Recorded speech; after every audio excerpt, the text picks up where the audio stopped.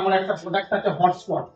এই যে একটা প্রোডাক্ট, এটা হচ্ছে আপনার হিউমিক। এর মধ্যে যদি অল্প পরিমাণে হিউমিক আছে, এটা শুধুমাত্র র আছে 98% হিউমিক।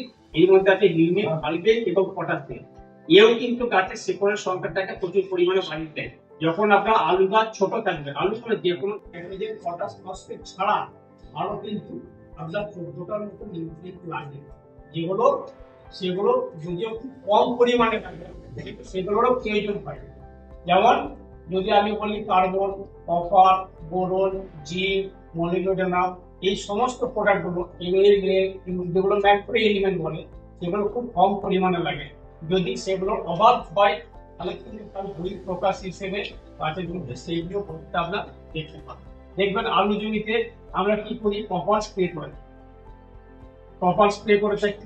কখনো আপনারা হয়তো দেখবেন যে বোরন স্প্রে করে থাকি বা বোরন মাটিতে ছড়িয়ে থাকে, জিঙ্ক স্প্রে করে থাকে। এগুলো আলাদা আলাদা ভাবে করতে হয়। কিন্তু আমাদের হ্যাপি বলে যে প্রোডাক্টটা আছে, যদি আপনি মাটিতে ছড়িয়ে দেন, মাটি তৈরির সময়, আলুর চাষে শেষ চাষে মাটি তৈরির সময়, কিংবা যদি মাটি গাছ সামান্য বড় হওয়ার পর যখন মাটি আমরা পেতো, আপনার ভালো হবে।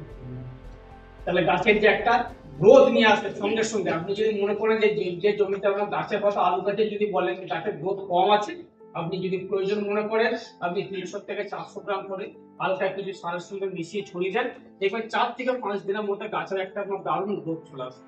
কাণ্ড মোটা হবে, শাখা পোশাখা প্রচুর পরিমাণে হবে, গাছটাকে পুরো একদম সবুজ ভাব হেলদি করে দিলে, গাছের রোগ প্রতিরোধ ক্ষমতাটাকে বাড়িয়ে দিলে।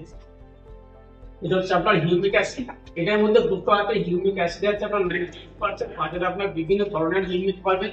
কোনোটা পাবেন হয়তো দেখবেন 60%, 68%, 78%, কিন্তু এর মধ্যে যেটা আছে আপনার 98% হিউমিক আছে। এটা তিনটে ফর্মে আপনার পাওয়া যায়। একটা আপনার গ্র্যানুলস ফর্মে, যে বল বল দানার আকারে পাওয়া যায়, একটা লিকুইড আকারে পাওয়া যায়, আর একটা যেটা ক্রিস্টাল দানা আকারে পাওয়া যায়, চিনি বা নুনের দানা। আমাদের যেটা আছে এটা আপনার ক্রিস্টাল ফর্মে আছে, যেটা ওই চিনির দানার মতো, ভাঙা ভাঙা চিনির দানার মতো দেখতে আপনার কালো রঙের। তো এটা আপনি দুটো ভাবে ব্যবহার করতে পারেন। আপনি যদি প্রয়োজন মনে করেন এটাকে স্প্রে হিসাবেও ব্যবহার করতে পারবেন, বা আপনি যদি মনে করেন যে মাটিতে ছড়াবো, মাটিতে ছড়ানো হিসাবে আপনি ব্যবহার করতে পারেন। দুভাবে এটাকে আপনি ব্যবহার করতে পারবেন। এর মধ্যে দুটো আছে আপনার 98% হিউমিক আছে, আর 2% আপনার পটাশিয়াম আছে। যে পটাশিয়ামটা ইউজ করলে গাছটাকে কাণ্ডটাকে এবং গাছের যে শাখা পোশাখা, সেগুলোকে আপনাকে শক্ত বা মজবুত